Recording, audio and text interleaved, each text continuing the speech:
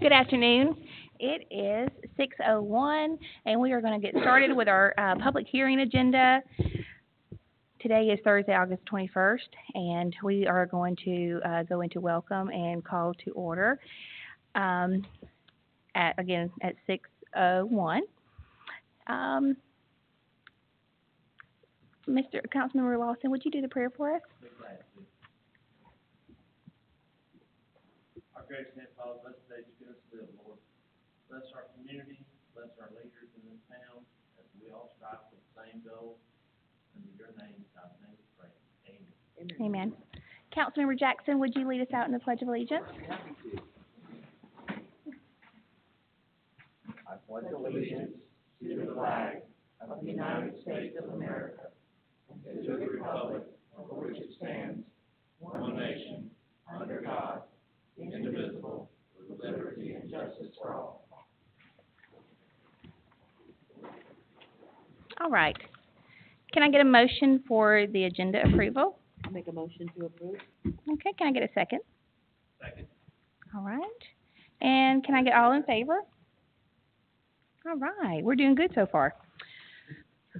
This public hearing is a little bit different than your normal development public hearing. It's not in the same process as you would have when our city attorney is here. So we're just going to go right on into new business, which is our annual capital improvement element update. And this is going to be by Mr. Phillip with the North Georgia Regional Commission, and he is going to lead our public hearing.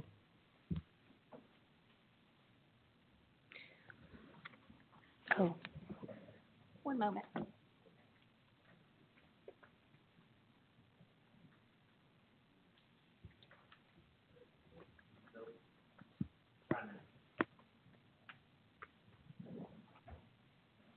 Hello, there it is. All right, hey everybody, thank you for having me. Like Jennifer said, my name is Philip Jones. I'm with the Northeast Georgia Regional Commission. I've been working with the city for about 6 months on updating their comprehensive plan. And one of the components of that is the annual update to the CIE, which stands for Capital Improvement Element. So this is the public hearing for the final public hearing before we send it off to the Department of Community Affairs for their review. So go ahead and go to the next slide. So this will be a pretty short public hearing, but what I want to basically just go over is what exactly a CIE is, what the components of it are, the changes that were made in this annual update, the adoption schedule. So this one is going to be due for adoption by the end of October. And then if y'all have any questions or any input, we'll have that at the end. Next slide. So a CIE stands for a capital improvement element, and it is all about impact fees that local governments impose on new developments. So the components of a CIE is it sets out the projected needs for infrastructure and facility improvements in a city or a local government, and then it describes the specific projects that fulfill this infrastructure need. And then it provides a description for anticipated funding sources for each of these improvements. So if y'all aren't familiar with impact fees, what they essentially are is like as the city grows, they're supposed to help with paying for the infrastructure that is needed for new developments, for example, new roads or libraries and all these sorts of things. So it's basically kind of just putting a part of the responsibility of all this infrastructure improvements on developers as they kind of like piecemeal it for each new development. Next slide. So for a CIE and for Georgia, there's two different components for those. There's the main CIE documents that it is supposed to serve to flesh out exactly what are the projected needs in the future. So this has to do with what is our anticipated population increase and forecast for employment and all of that, and then what is the level of service calculation for that. So for example, for parkland, how many acres of parkland do we want to have as a city going forward, and how do we maintain that as our population increases? So that's the main CIE document, and we're not changing that. We're doing the annual CIE update, which is really just a report on how much funds has the city accrued and also spent in the past calendar year. So it has an annual fiscal report, and then there's also a schedule of improvements. So like I was saying, these are all these projects that the city is planning on spending this money on in the next 5 years. Next slide, please. So this is just an example of the level of service calculations. My apologies, it's a little, oh, you're good. It's a little small. But basically, this kind of just shows the projected population increase for the two different things that the city of Houston currently has in its CIE, which is parks and then also police and court building improvements. So it's kind of hard to see, but basically shows like the total population that's anticipated in 2024, 2029, and then 2044. And then based off their calculation of having 4 acres of parkland per person in the city, how many acres of land that they would need to purchase going forward at each of these years. And then it's similar for police and courts. Next slide, please. So this is just a summary of the changes that were made. So like I was saying, the main CIE document, which is the one that calculates how much the city is going to need in the future, we have made very minimal changes for this because for Georgia's state laws, you really can't make any changes to this without like a lengthy public input process and going through an amendments. So the only thing that we really did was just making a couple of little tiny tweaks. One was just making a very tiny tweak to the inventory of parklands that the city has, and that was mostly just because of the merging of 2 parcels within the city. So it was just like a small administrative change. And then also just adding some clarification sentences, mostly for the Department of Community Affairs' information. And then the annual CIE update, which includes what the city is planning on doing in the next 5 years. We basically just updated the schedule of improvements because it runs on a 5-year cycle, changing it from 2024 to 2029 to, wait, I said that wrong, from 2025 to 2029 to 2026 to 2030. Sorry, that was a mouthful. And then also we changed the anticipated cost of purchasing an acre of parkland from $75,000 to $125,000. This doesn't impact the amount of impact fees that the city collects. It's really just an estimate for their information. Next slide, please. So this is, let's see, for this is really just showing the changes that we've made. Everything that's highlighted in blue, this is just me indicating that we haven't changed this at all. We just rolled it over from the previous years. And then what is in red is what we changed this year to add for 2030. So for parklands, basically what we were doing is just making sure that's kind of planning out an additional year of with the city's anticipated population increase, how much parkland that they're going to have to buy in that specific year. And then for the police and municipal courts, we didn't add anything because most of the anticipated expenditure would be in 2029. Next slide, please. And then the last, I'm sorry, at the top, that should say fire and rescue, not parks and police. For that one, the city no longer collects these funds for fire and rescue, but they still have in their bank account for this. So for the Department of Community Affairs, we have to continue reporting on this until this is expended. But the city is planning on, with the fire departments, of purchasing a new fire engine this year. So we're probably not going to have to report on this next year. And next slide, please. So for the adoption schedule, the city will pass a resolution. Well, we'll vote to pass a resolution today to transmit this annual update to the Department of Affairs for their review. They have up to 30 days to review the annual update. A lot of the time they're a lot quicker than that, but that's the maximum amount of time they have. That's the city will vote to adopt it either in the y'all September or October meeting. And next slide. And that's everything. Does anybody have any questions?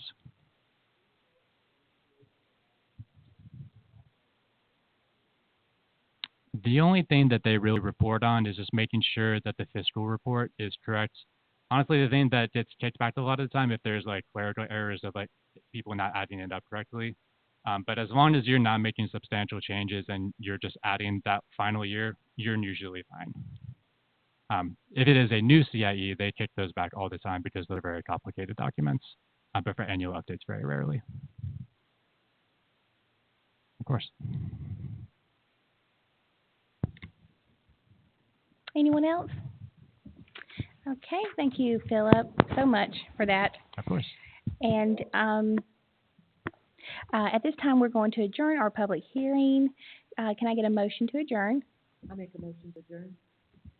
Okay, can I get a second? Okay, can I get it all in favor? Okay, thank y'all so much. Okay, and with that, we're going to go to the regular session, sorry. So the first thing on the agenda for tonight is agenda approval. Is there a motion for agenda approval? I'll move for agenda approval. All in favor? Okay, the next thing we'll go to is meeting approval. So the first one is July 10th, 2025. That's the public hearing minutes. The second one is July 10th, 2025, work session minutes. The third one is July 17th, regular council minutes. And July 26th, 27th, that would be the council retreat minutes. I make a motion to approve those minutes. Is there a second? All in favor? All right, on to new business, Z-25-03, rezoning applicant. This is the Providence Group of Georgia seeks to modify the conditions of Z-23-04, parcel 113-003A, 119-018, parcel 119-019K, and 119-019M, one more, and 109.73, sounds like a radio station. Sorry, that's 109.73. Applicant requests modification to conditions regarding the timeline for road improvement. Hugh, I'm going to go to you for a quick summary, and then I'll go to a vote, please. As the mayor stated, this is an application to revise Z-2302. This relates to the Aberdeen subdivision. This is the addition of a condition allowing them to build up to 30 model homes prior to final plat approval. Thank you. I'll make a motion to approve. Is there a second? Second. Any discussion on that? All in favor? Item number 2, V-25-02, this is a variance applicant for McDonald's. This is adding 2 more signs to their building. I'll make a motion to approve. Is there a second? I'll second. Any discussion? All in favor? Item number 3, water distribution system flushing program. This is a new, to add new locations to test the water. I'll make a motion to approve. Any discussion? Oh, sorry, is there a second? Any discussion? All in favor? You're fine. Item number 4, nomination from the DDA to accept Ms. Anita Boyd as Dr. Kumar's replacement. Any discussion before I go into this? Yes, Go ahead, please. I would like to speak to this. So I don't know Ms. Boyd. I would support her if that ends up being the nomination. But what I would like to talk to council about is potentially postponing this, or if there has to be a motion to decline or whatever, that's fine too. But half of our DDA is brand new, and I know that I was not aware that Dr. Kumar had stepped down, so I'm assuming the public wasn't. So the application was not open to the public. Through word of mouth, we received 2 applications, and I feel like with a new DDA in place, they may have felt like these were their only 2 choices. In the meantime, the DDA chair has come up with a new application that's very targeted, has a specific process, who to email it to. There's multiple copies of this application if you want to look through it, but it's targeted, and I got a sense of excitement and purpose I've seen it. from the chair and the DA that I've spoken to since then, and I want them to understand that they are in control, that they have the authority, if they would like, to go back and open up this new application to the public, see who comes, because we have an excited and involved community, I think. And I would just like to let the DDA have that opportunity to get more applicants, and then decide from there. I just really felt like it should be opened up to the public, and that they may not have known that they could do that. What else? We don't have to fill the seat immediately. It's not like they don't have a quorum or anything like that. I just would hate to rush when there was really 2 applicants, when I feel like the community at large could produce a lot more. Planning and zoning kind of proved that when we had like 7 applications. Love her new application here and the process, and would like to let them take charge. We're giving them a lot more responsibility. We're asking them to do a lot more, and I'd like for them to be able to formulate the team they want and not be limited, so. Thank you. Any other discussion? I would like to suggest, excuse me, that we chair this for a later meeting. I think the DDA chair is gonna be fantastic for our city. And I'd like for her to get the opportunity to use her, this new form, and for us to have time to think about this and look at it. I really don't have any say about the candidates whatsoever, but I do like what she's doing and would like to respect what she's doing and proceed down that path. So I'd like to chair it for a later conversation. Table it? Okay. Table it, yes, ma'am. Any other discussion? So this is a new form she developed Yes, prior to the other two applicants, yes, correct? that's right. I believe that this application was after I think they used the old application. Am I wrong on that? Oh, I'm sorry, you said prior to. She changed it afterwards. Yes, I'm sorry. After the two people came forward and said they would want to be on the. I believe one had, the old, if you will, format, and one had the new. And, just a little bit of other information on this.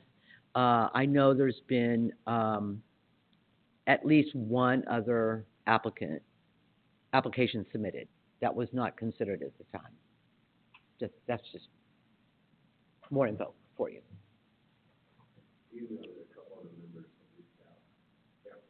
Can you put your mic on? I do know that a couple of members did reach out afterwards to myself and I think other members, that they had, I think Anita's already been through the process a few times, or Mrs. Boyd. So they wanted to move forward as far as I knew. This is very new to me, that this application, or this What was application wrong with here. the previous application? Yeah, what was, It was- This paperwork. It really didn't have a lot of, questions, detailed questions in there about what they could bring to the DDA. And I also feel like the board was so fresh with 3 new members, that they didn't understand that they could guide the process themselves, that they were in control of this. And I would like to just give it back to them for 1 month, just, and they could come back and have the same recommendation, and that's fine. I'll 100% go for it. But I feel like they have a new sense of autonomy, and would like for them to be able to take more applications, make it public, and decide on the best person for the job. There's no hurry to fill this vacancy. JJ, were you gonna say something? No, Oh, I thought you were.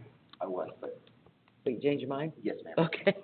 James, I was, the candidates on there, I think, should be on this list automatically, almost. My whole thing is the DDA, we've kind of signed them to go do this, and they literally took it and started running. I think they're doing a great job. I would like to respect them and say, we want to back you. And in my opinion, this is one way of saying, yeah, we do support what you're doing, even to the form. Please add the other people on there and move forward. It doesn't really affect them that much if we don't add a person on right now, but I'd like to give them all the opportunity. That's the reason I was talking on it. see, and I agree, Dave, but they did reach out. I know they reached out to me. I'm not sure if they reached out to other people after the meeting and said that they wanted to move forward. So this is relatively new information. I'm not sure that everybody in the DDA knows there's a new form. Because is it just the chair that knows there's a new form, or does everybody that's involved know? And that's exactly the point. It's a new Wow. group, it's a new form, and if Well, we're gonna join hands and be a community and move down, I think it's a great opportunity to just say, good job, let's go. But I'm just saying, did everybody that was involved in the voting decision have a say in this form, or did just the chair make the form? I don't know. It's posted on the website, to my understanding, so I don't know. So was the old form was posted on the website? The old form was on the website. I mean, updated. I'm just saying it's been updated, so I don't know what input there was. I haven't looked at the old form compared to the new form, just this is the first time I saw a new form. And just for clarity, Councilmember Porter, when the old original form was given to us by the chair, it was never, presented to the board. So we just took the recommendation from the chair on the new board. And I don't think she changed terribly too much. It was just some clarity that, she had to ask to put in there. So. Mm-mm. I mean, for that reason alone, it seems to me, just for that reason alone, we should table it I agree. for a month, till September. So I'm gonna go ahead and, unless you want to, Tina? No. Make the motion to table this, recommendation until September's meeting. Third. All in favor? Okay, great. Item number 5, the IGA between the City of Houston and West Jackson and Fire Department. Philip talked about that a little bit. We talked about it last week at the meeting, so I'd like to go ahead and make a motion to approve the IGA between the City of Houston and West Jackson Fire Department. Is there a second? I'll second that. All in favor? Oh, sorry, any discussion? And this is a one-time deal, right? Yeah. Not every year. It cleans out the. Not every year. Correct. Cleans up our fire. Yeah, and the IGA, Councilmember Lawson was in your packet, and it does state that. I read it. All in favor? Great. Item number 6, Crestwind Phase 6B, final plat and as-built. I'll go ahead and make a motion to approve. Is there a second? Sorry, did I hear a second? No second? Okay. Any discussion? All in favor? Thank you. Item number 7, new consulting, City of Planning contract for Mr. Rich Atkinson, Revolution Planning. I believe Jennifer's had a conversation with all of you regarding this. Am I correct about that? It is true, and I do have his resume. I want to make a correction. He worked for the city of Duluth from 2005 to 2016. I think I told y'all Flowery Branch. But here's his resume if anybody would like to look through that. I'd like to make a motion to, what this is actually doing is amending the budget. Is that correct, or just? It's not amending the budget, just in our codes that the mayor and council has to approve all agreements and contracts. So I make a motion to approve this new contract. Is there a second? Second. Any discussion? All in favor? And last but not least, Resolution 2025-018, that is the approval of the CIE that we just went through with Philip. I'll make a motion to approve. Is there a second to that? Second. All in favor? Can I make one comment before we adjourn? As y'all know, with the new city planner, we have been very blessed to have Hugh Blackstock as our city planner, and he has jumped right in there and done a great job. And we appreciate all that you have done, and we're going to miss you terribly. But we do bless you on your new adventure with you and your family going to a different country. So we thank you from the city of Houston for all that you've done. Yes, definitely. Thank you, Hugh. And with that, I make a motion to adjourn. Is there a second? Second. Whoa, look at all those seconds. All in favor? Thank you. Have a good evening. Thank you for coming. I know, that was canceled. I gave you the new one.